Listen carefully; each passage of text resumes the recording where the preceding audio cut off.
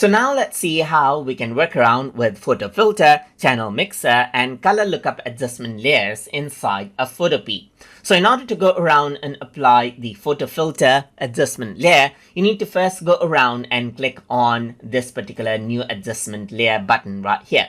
So once you go ahead and do that, then what happens is that you can see that photo filter is an option. So once you go ahead onto photo filter, you can change around the density of the photo filter, as you can see right here, and change around the color of the photo filter that you want to apply as well. Let's say, for example, if I were to apply green, then you get the green photo filter applied right there, just like that.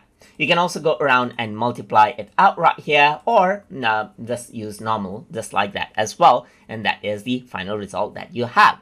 So apart from that, you can also go around over here and then utilize, let's say, for example, the option like channel mixer right here, where you can go around, change around the red, the green right here, blue, and then the total amount right here, that is the brightness right here for the channel red.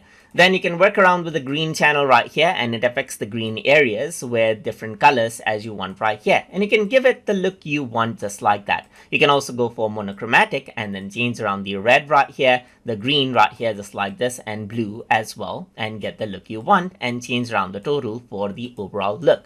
So apart from that, you can go around onto blue and change around the blue level right here, change around the green level as well, and change around the blue level and the total level as you want as well. And that is how you can go ahead and then utilize the channel mixer as well. So apart from that, you can also go around over here, and then you can go around onto, let's say, for example, color lookup right here, and then there are different color lookup options right here, just like this, that you can apply over here, just like this, and that particular color will be applied. So there are many choices right here, as you can see right here for the color lookup. You simply choose the one you want, and that particular color look will be applied. And all of these are in adjustment layers in mask right here, and they are non-destructive.